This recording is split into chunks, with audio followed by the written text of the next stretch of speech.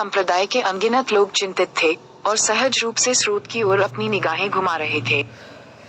चू किंग, ली किंगचान, जोकियू किंगयू और अन्य लोग हवा में दिखाई दिए और भ्रम की स्थिति में गुफा की ओर देखा। वे टुनटुन को अपने विशाल रूप में आकाश की ओर चिल्लाते हुए देख सकते थे, दर्द और दुख से भरी हुई चीख। क्या चल रहा है? नोव एलबी इन। उनके भावों में तेजी से उतार चढ़ाव आया। जोड़ी के गुफा में प्रवेश करने के बाद उन्होंने जानबूझकर झो युआन और याओयाओ को कुछ जगह दी थी और उन्होंने कभी नहीं सोचा था कि एक ही रात के बाद कोई घटना घट जाएगी। ली कीचान ने चिंतित होकर पूछा, क्या हमें वहां जाकर देखना चाहिए? चू किंग ने अपना सिर हिलाने से पहले एक पल के लिए सोचा। वहां जो कुछ भी होता है वह हमसे परे है।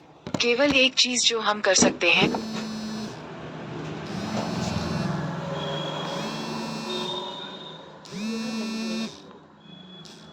वह है इंतजार करना और किसी को भी इस क्षेत्र में आने से रोकना। कंगक्सुआन संप्रदाय के सबसे बड़ा परिवर्तन जो उनके स्तर से बहुत परे था। बाकियों ने चुपचाप सिर हिलाया। हालांकि वे अभी भी कुछ हद तक असहज महसूस कर रहे थे। आखिरकार टुनटुन की चीख में उदासी बहुत स्पष्ट थी। गुफा में रहने वाले घर में कुछ गलत हुआ होगा। दुर्भाग्य से चिंता करना बेकार था। केवल एक चीज जो वे कर सकते थे वह थी इंतजार करना। ये इंतजार आधे साल तक चला। 6 महीने की अवधि पूरे स्वर्ग के लिए आतंक और यातना से भरी थी। जैसे जैसे समय बीतता गया, सभी स्वर्ग के कई निवासियों को धीरे धीरे सभी स्वर्ग के बाहर कहीं से एक अशुभ, भयावह दबाव महसूस होने लगा। उसका परिवर्तन पूरा होने से पहले ही उसका दबाव कम होना शुरू हो गया था। इससे निस्संदेह समस्त स्वर्ग में घबराहट और निराशा बढ़ गई। अपने विनाश की प्रतीक्षा करने के अलावा कुछ भी करने में असमर्थ होने की भावना निस्संदेह एक असहनीय पीड़ा थी।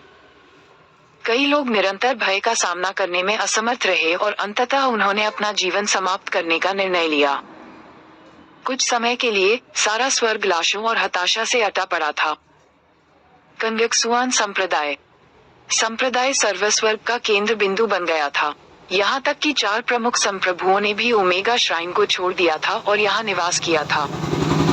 एक के बाद एक अनेक संत विशेषज्ञ पहुँचते रहे।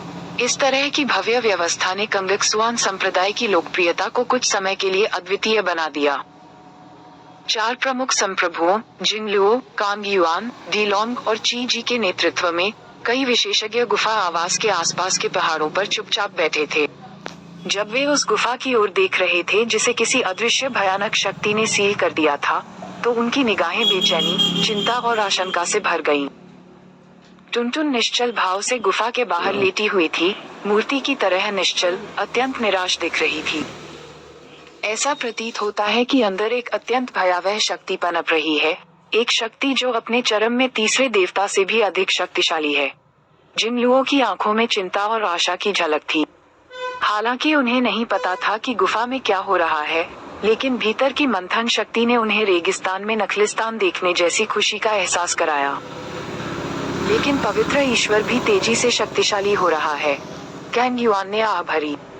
इतनी दूर से भी फैलते दैवीय दबाव ने उन जैसे त्रिकमल संत विशेषज्ञों को भी एक जबरदस्त दबाव महसूस कराया। प्रधान संप्रभु ची जी ने कहा, यह पहले से ही किसी भी तरह से सबसे खराब स्थिति है। मैं खुशी से कोई भी अतिरिक्त चर ले लूंगा। बाकियों ने सहमति में सिर हिलाया। एक बार जब पवित्र भगवान का परिवर्तन पूरा हो गया, तो संपूर्ण स्वर्ग को जल्द ही विनाश का सामना करना पड़ेगा। उनके पास फिलहाल पवित्र ईश्वर के खिलाफ कोई जवाब या उपाय नहीं था। इसलिए गुफा के अंदर पनप रही शक्ति ही उनकी आखिरी उम्मीद हो सकती है। एक के बाद एक आशंकित निगाहें गुफा के आवास पर जा रही थीं, क्योंकि संत विशेषज्ञ चुपचाप उस क्षण का इंतजार कर रहे थे जब इस रहस्य की सच्चाई सामने आएगी। उनके इंतजार करते करते समय बीतता गया। एक और महीना बीत गया। सर्वस्वर्ग से बहुत दूर विशाल दिव्य क्रिस्टल अंडा अंधेरे के बीच चुपचाप खड़ा था, क्योंकि उसमें से लाखों दिव्य प्रकाश किरणें निकल रही थीं। विशाल अंडे का दिव्य दबाव पहले ही तियान्युआन दुनिया के हर कोने में फैल चुका था। कुछ दूरी पर पवित्र जाति के संत विशेषज्ञों ने घुटने टेककर पूजा की और वे चुपचाप अपने सर्वोच्च देवता के परिवर्तन को पूरा करने की प्रतीक्षा कर रहे थे।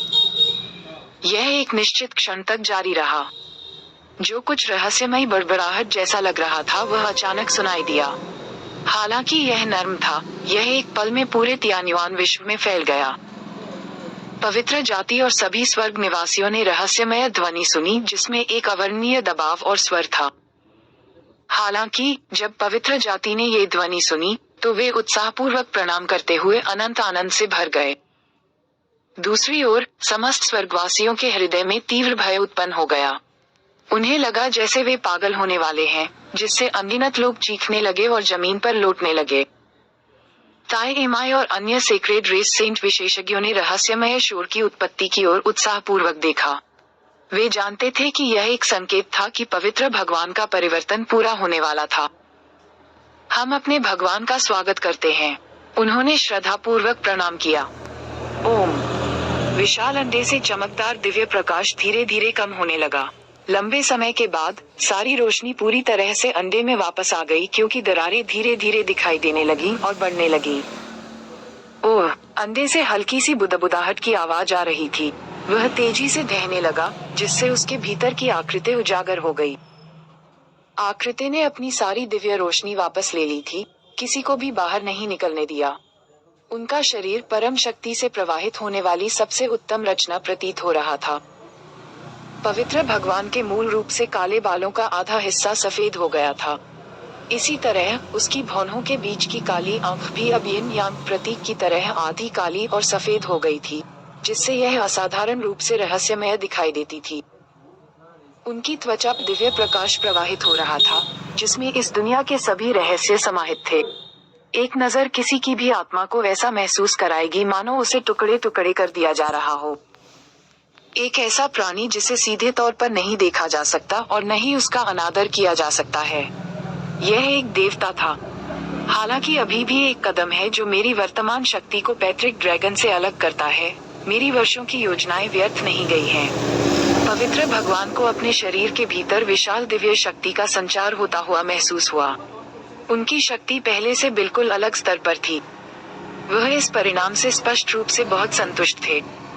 इसके बाद उसे केवल सभी स्वर्ग निवासियों को नष्ट करने और पैट्रिक ड्रैगन की अंतिम शेष शक्ति को पुनः प्राप्त करने के लिए उन्हें भस्म करने की आवश्यकता थी। तभी वह तियान्युआन विश्व का सच्चा प्रथम कोटि का देवता बन सकेगा। जो ओर देख रही थी तो वह धीरे से मुस्कुराया।